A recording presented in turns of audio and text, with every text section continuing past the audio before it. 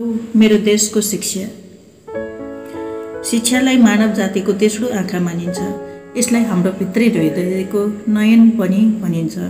यो हाम्रो बाहिरी आँखा अथवा चर्मचक्षुभन्दा पृथक, महान र तेजवान छ। हामीसँग भएको यही ज्ञान चक्षुबाट हामीले शिक्षा आर्जन गर्छौँ, अर्थात् कुनै कुरा सुन्छौँ र सिक्छौँ। समाज र प्रकृति मार्फत सैद्धान्तिक र व्यावहारिक ज्ञान निरन्तर आर्जन गरिरहन्छौँ। प्रकृति, संस्कृति र सभ्यताका दृष्टिले सृष्टिको उषाकालदेखि सुसम्पन्न मेरो देश आज शिक्षाका दृष्टिले समेत प्रगतिपथतर्फ लम्कँदो छ। शिक्षाले नै मानवलाई सम्मान, खुसी र सुखपूर्वक जिउने ज्ञान र सिप प्रदान गर्छ। यसले समाज र राष्ट्रमा प्रचलित मान्यता र विश्वासलाई मानवताका आँखाले हेर्ने र तिनका बारे समालोचनात्मक चिन्तन गर्ने सोच प्रदान गर्छ। यसले सकारात्मक र मूल्यवान विषयलाई ग्रहण गर्ने र कतिपय असान्दर्भिक कुराबारे आलोचनात्मक दृष्टि राख्ने चाहिँ प्रदान गर्छ। विज्ञान र सूचना प्रविधि लगायत युग सुहाउँदा जे जति नवीन प्रयोग र मान्यता स्थापित भएका छन् तिनलाई आत्मसात गर्दै समयानुकूल परिष्कृत गर्दै लैजाने काम शिक्षाले गर्छ। अनादिकालदेखि शिक्षाको उर्वर भूमि रहेको मेरो देशको शिक्षाले युगानुकूलका विशेषता ग्रहण गर्दै यो देशलाई समृद्ध बनाउने दिशामा प्रवृत्त छ। प्राचीन ऋषिमुनिहरूले अनेकौं सभ्यता, संस्कृति, पूर्वीय दर्शन र ज्ञानको ज्योति संसारभर फिजाए र मेरा देशको शिक्षालाई आलोकित गरे। वेद व्यासमा ज्ञानको स्फुरण यही भयो र उनले 18 पुराणको रचना गरे। राजा जनकको दरबारमा याज्ञवल्क्य, गार्गी, मैत्रेयी जस्ता विद्वान विदुषीले शास्त्र गरेर जीवन र जगतका यथार्थ र रहस्यका पाटा उजागर गरे। ज्ञानको तिर्खाले आकुल व्याकुल भएर घर परिवार त्यागेका सिद्धार्थ गौतमले बुद्धत्व प्राप्त गरे। फाल्गुनन्दले किराँत समुदायमा आफ्नो संस्कृतिको उत्थान र सम्वर्धन गर्न प्रेरणा दिने अनि समाजमा चेतना र जागरण फैलाउने मुन्धुम जस्तो ग्रन्थ रचना गरे। यसरी मेरो देशको शिक्षाको प्रवर्धनमा परापूर्व कालदेखि विभिन्न ऋषि, महर्षि र विद्वानले विशिष्ट योगदान दिएका छन्। ज्ञानको मूल स्रोतका रूपमा रहेको र श्रुति परम्परामा आधारित औपौरुषेय रचना मानिने 4 वेदको शिक्षा समेत मेरो देशको शिक्षाको गौरवमय मुहान हो। वेदमा निहित ज्ञान र शिक्षालाई विभिन्न ऋषिमुनिद्वारा कैयौं उपनिषद र सयौं ग्रन्थमा व्याख्या गरिएको मेरो देशको शिक्षाले विश्वलाई नै प्रज्वलित पारेको छ। मेरो देशको शिक्षाले अनेकौं संस्कृति र तिनका मूल्य मान्यता ढकमक्क फुलाउन, समय सापेक्ष रूपमा बदल्न अहम भूमिका खेलेको छ। यसले पूर्वीय ज्ञान र चेतनाको किरण विश्वमा फिजाएको छ। मेरो देशको शिक्षा आज हाम्रो आफ्नो वास्तविक पहिचान जीवन्त राखेर युग अनुकूलको विज्ञान र प्रविधियुक्त शिक्षालाई आत्मसात गर्दै अघि बढ्न आतुर छ। बौद्धिक विकास, सभ्यताको परिष्करण र स्तरीय जीविकोपार्जनका लागि शिक्षा नितान्त आवश्यक छ। त्यसैले सनातन पूर्वीय सभ्यता र अनेकौं मौलिक संस्कृति भएको मेरो देशलाई पूर्वीय ज्ञान तथा पाश्चात्य विज्ञान र प्रविधिसँग हातेमालो गर्दै अझै अघि बढाउनु जरुरी छ। मेरो देशको शिक्षालाई सिपले सुसम्पन्न बनाउने अहिलेको चुनौतीलाई अवसरका रूपमा बदल्नु छ। आज हामीले विभिन्न माध्यमबाट समय सापेक्ष सिप प्राप्त गर्नु छ। पुस्तक, सूचना र प्रविधि, इतिहास, प्रयोग र व्यवहारका माध्यमबाट जीवनोपयोगी सिपयुक्त थप शिक्षा प्राप्त गर्नु छ। म बदलिदो युगसँगै आफूलाई समायोजन गर्न सक्ने शिक्षा चाहन्छु। शिक्षालाई सिपसँग, सिपलाई श्रमसँग अनि श्रमलाई आधुनिक प्रविधिसँग जोड्ने शिक्षा आजको आवश्यकता हो भन्ने मेल अनुभूत गरिरहेछु। शिक्षालाई भूगोल र पर्यावरण अनुकूल व्यवसायमूलक शिक्षाका रूपमा विकास गर्नुपर्ने आवश्यकता मैले देखेको छु। यसो गर्दा देशमा रोजगारी सिर्जनामा थप बल पुग्थ्यो भन्ने मलाई लाग्छ। कफी र चिया खेती हुने ठाउँका विद्यालयमा तिनको उत्पादन र प्रशोधन सम्बन्धी तालिम दिनु वाञ्छनीय हुन्छ। त्यसैगरी स्याउ खेती हुने ठाउँका विद्यालयमा स्याउ खेती लगायत स्याउबाट जुस, जाम र जेली उत्पादन गर्ने व्यावसायिक ज्ञान र सिपयुक्त शिक्षा आवश्यक छ। कर्णालीका किसानलाई जडीबुटी पहिचान र प्रशोधनको शिक्षा दिनु सान्दर्भिक हुन्छ। ढोरपाटन, खत्तर र लुम्बिनीका विद्यार्थीलाई पर्यटकीय ज्ञान, सिपका साथै होटल व्यवस्थापनको शिक्षा दिएर स्वरोजगारका अनन्त सम्भावना खोल्न सकिन्छ। जुम्ला, डोल्पा, मुस्ताङ जस्ता जिल्लामा स्याउ खेती, धनकुटा, सिन्धुली, गोर्खा जस्ता जिल्लामा जुनार तथा सुन्तला खेतीको प्राविधिक र व्यावसायिक शिक्षा विद्यालय तहमै समावेश गर्न उपयुक्त देख्छु। त्यस्तै झापा, सुनसरी, सिराहा, चितवन, रूपन्देही, बाँके, कैलाली जस्ता समथर भूभाग भएका जिल्लामा अन्नबाली र तरकारी उत्पादनको प्राविधिक शिक्षा दिन सान्दर्भिक ठान्छु। यसो गरेर सिपयुक्त शिक्षालाई प्राथमिकता साथ अघि बढाउनु नै पर्छ भन्ने मलाई लाग्छ।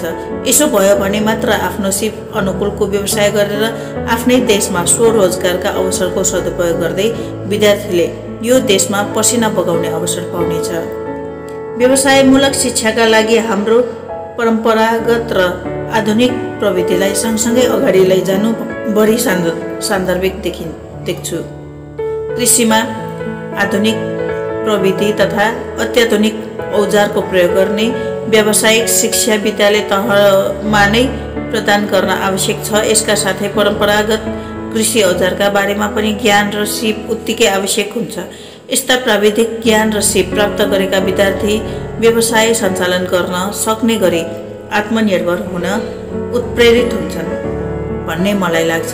शिक्षाको मूल उद्देश्य आत्मनिर्भर शिक्षामा जोड दिनु हो भने आत्मनिर्भरताको लक्ष्य स्वरोजगार बन्नु हो। मलाई मेरो देशको शिक्षामा सर्वसुलभ रूपमा सूचना प्रविधिको पहुँच पुगोस् भन्ने लाग्छ। मेरो देशमा विज्ञान र प्रविधियुक्त शिक्षाको थप खाँचो छ। विज्ञान र प्रविधियुक्त शिक्षा नपुगेका गाउँ ठाउँमा त्यसको पहुँच सर्वसुलभ हुनु जरुरी छ। आजको युग सूचना र प्रविधिको युग हो। शिक्षामा सूचना र प्रविधिले युगान्तकारी परिवर्तन ल्याइदिएको छ। ती परिवर्तनलाई आत्मसात गर्न सक्ने नागरिक उत्पादनमा जोड दिने शिक्षाको खाँचो छ। आज हामी मोबाइल एप्सबाट गाडी रोक्न, चढ्न र भाडा तिर्न सक्छौँ। जहाजको टिकट काट्न र तीर्थाटन गर्न रेलको टिकट काट्न सक्छौँ। अनलाइन कारोबार गर्न सक्छौँ। अनलाइनबाटै बैंक खाता खोल्न र घरमै सामान मगाउन सक्छौँ। आज जागिरका विज्ञापन अनलाइनबाटै खुल्छन्। व्यापार व्यवसाय अनलाइनबाटै गरिन्छन्। घरमा उत्पादन गरेका कृषिजन्य वस्तु अनलाइनबाटै बजारीकरण गरी आय वृद्धिमा सघाउ पुर्याउन सकिन्छ। चिठी पत्र विद्युतीय माध्यमबाट प्रेषण गरिन्छ। विश्वभरिको सूचना र जानकारीको अजस्र स्रोत इन्टरनेटभित्रै छ। मेरो देशको शिक्षाले हाम्रा विद्यार्थीलाई र यस्ता कुरामा दक्ष बनाउँदै युगीन आवश्यकता र आविष्कारसँग अझै जोड्न सक्नुपर्छ। यति हुँदाहुँदै पनि प्रविधिले हामीलाई दिएका सूचना सबै आधिकारिक, तथ्यपूर्ण र स्वस्थकर नहुन सक्छन्। त्यतातिर सचेत हुन र प्रविधिको दुरुपयोग हुन नदिन सचेतना समेत आधुनिक शिक्षाले दिन आवश्यक छ। अत आजका शिक्षित विद्यार्थी सूचना प्रविधिसँग पूर्ण रूपमा परिचित, पोख्त र दक्ष हुनुपर्छ। मेरो देशको शिक्षा ज्ञान र विज्ञानको सङ्गम बन्नुपर्छ। यस्तो शिक्षाबाट पाइने ज्ञान वा चेतनाले मानिसलाई कर्तव्य, दायित्व, सद्गुण आदि सिकाउँछ। मानवीय स्वभाव र कर्मलाई सही मार्गमा लान प्रेरित गर्दै कुनै कुराका फाइदा र बेफाइदाको व्याख्या गर्न सिकाउँछ। यसले मानिसलाई नैतिकवान, सहिष्णु, दक्ष र विवेकशील बनाउन आवश्यक पर्ने नैतिक, सांस्कृतिक र वैज्ञानिक शिक्षाको सन्तुलनमा जोड दिन्छ। ज्ञान र विज्ञानले युक्त शिक्षा आर्जन गर्ने आजका विद्यार्थीमा व्यक्तिगत जीवन र सामाजिक जीवनका बारेमा गहिरो ज्ञान हुनेछ। यस्ता विद्यार्थीले व्यक्तित्व विकासमा समेत यसले टेवा पुर्याउँछ। मेरो देशको शिक्षाले उत्पादन गरेका व्यक्तिमा सकारात्मक गुण भरिपूर्ण हुनुपर्छ। त्यसैले शिक्षित व्यक्तिमा शिष्टाचार, प्रतिबद्धता, सांस्कृतिक सद्भाव, सामाजिक सद्व्यवहारका क्षमता हुनु जरुरी छ भन्ने मलाई लाग्छ। त्यस्ता व्यक्तिमा प्रतिकूल परिस्थितिमा शान्त रहने, संवेग र भावनाका विभिन्न अवस्थालाई आफू व्यवस्थापन गर्ने र परिस्थितिलाई धैर्यपूर्वक सामना गर्ने विशेषता हुनु जरुरी छ। साथै नेतृत्व गर्ने क्षमता, अनुशासन, सत्य र त्रुटि बुझ्ने क्षमता, निरन्तर सुधार गर्ने क्षमता शिक्षित व्यक्तिमा देखिनु जरुरी छ। मेरो देशको शिक्षाबाट दीक्षित व्यक्ति समालोचनात्मक सोचयुक्त नयाँ ज्ञान निर्माण गर्न सक्ने हुनुपर्छ भन्ने मलाई लाग्छ। वास्तवमा समालोचनात्मक चिन्तनले कुनै पनि विचार, घटना वा परिवेशलाई आँखा चिम्लेर समर्थन गर्ने कुरालाई सही ठान्दैन। यो हरेक कुरालाई पूर्वाग्रह नराखेर अरूका भरमा मात्र नपरे आफ्नै विवेकका आँखाले हेर्नुपर्ने स्वस्थ चिन्तन हो। आजका समग्र वैज्ञानिक आविष्कार पनि यस्तै समालोचनात्मक चिन्तनकै उपज हुन्। यस्तो चिन्तन नहुँदो हो त राइट दाजुभाइले हवाई जहाज आविष्कार गर्थे, न त न्युटनको गुरुत्वाकर्षणको शक्ति नै पत्ता लाग्थ्यो। समालोचनात्मक चेत भएको विद्यार्थीले शिक्षकको मतमा पनि प्राज्ञिक बहस गरेको हुन्छ, गुरुका मतमा फरक मत पनि राखेको हुन्छ। यसरी आफ्ना विद्यार्थीले आफैसँग तर्क गर्दा गुरु गौरवान्वित भएका हुन्छन्। त्यति मात्रै होइन, यस मान्यता अनुसार ससाना बालबालिकाले संस्कृतिका नाममा जरो गाडेर बसेका अन्धविश्वासमाथि वैज्ञानिक प्रश्न गर्न सक्छन्। ती प्रश्न युग सुहाउँदा छन् कि छैनन् भनेर तर्क गर्न पाउने समालोचनात्मक चिन्तन पनि शिक्षाकै एउटा पाटो हो। यस्तो कतिपय विश्वास अन्धविश्वास रहेछन् भन्ने आलोचनात्मक चेतनाको बोध गर्ने शिक्षा मेरो देशको शिक्षाको मूल मर्म हो भन्ने मेरो धारणा छ। शिक्षाका क्षेत्रमा हिजोभन्दा आज कैयौँ सकारात्मक कार्य भएका छन्। माध्यमिक शिक्षा सम्बन्धी शुल्क शिक्षाको व्यवस्था हुनु, थुप्रै विश्वविद्यालय खोलिनु चान्सुने कुरा होइन। उच्च शिक्षा अध्ययन गर्न खर्च बोकेर सहर बस्ने वातावरणको अन्त्य हुनु, अर्थात् गाउँ गाउँमा क्याम्पस खोलिनु र उच्च शिक्षा सुलभ हुनु मेरो देशको शिक्षाका लागि गर्व गर्न लायकको कुरा हुन्। क्याम्पस विद्यालयमा इन्टरनेट सेवा जोडिनु, सूचना र प्रविधिमा विद्यालयका विद्यार्थीको समेत पहुँच हुनुले मेरो देशका विद्यार्थीको ज्ञान प्राप्त गर्ने सूचनाको क्षितिज फराकिलो भएको छ। आज देशभरिका विद्यार्थीले सूचना प्रविधिलाई एउटा विषयका रूपमा पढ्न पाएका छन्। विद्यालय तहदेखि कम्प्युटर पाठ्यक्रम र तदनुरूप पाठ्यपुस्तकको व्यवस्था हुनुलाई मैले यो देशको विद्यालयीय शिक्षामा आएको युगीन फर्कोमा ठानेको छु। यसरी प्राचीन कालदेखि नै ज्ञानको खानी रहेको मेरो देशको शिक्षाका जगमा राज्यको आर्थिक, भौतिक, प्राविधिक लगानी र दक्ष जनशक्तिका खम्बा ठडिएका छन्। मेरो देशको शिक्षा समृद्ध पथतर्फ यात्रारत छ। मेरो देशको शिक्षा व्यावसायिक सिप र समालोचनात्मक चिन्तनले युक्त जनशक्ति तयार पार्न तल्लीन छ। परापूर्व कालदेखि यस पवित्र भूमिमा रहेको ज्ञानलाई आधुनिक विज्ञानसँग हातेमालो गर्दै मेरो देशको शिक्षाले सुन्दर यात्रा गरेकै छ। नेपाली माटामा सुन फलाउन यसरी प्राचीन कालदेखि ज्ञानको खानी रहेको मेरो देशको शिक्षा आज आधुनिक वैज्ञानिक शिक्षा प्रदान गर्न आतुर छ। त्यसो त मेरो देशले आफूमा परापूर्व कालदेखि रहेको ज्ञानलाई आधुनिक विज्ञानसँग एकैसाथ सहयात्रा गरेकै छ। नेपाली माटामा सुन फलाउने गरी व्यावसायिक र आधुनिक कृषि शिक्षा दिन मेरो देशको शिक्षामा अझै लगानी र पहुँच विस्तारमा जोड दिनुपर्छ। मुलुकका उत्पादनलाई विश्व बजारमा पस्कने गरी हाम्रा विद्यार्थी उत्पादनलाई संसारमा चिनाउन सक्षम हुने परिस्थिति पैदा गर्नु जरुरी छ।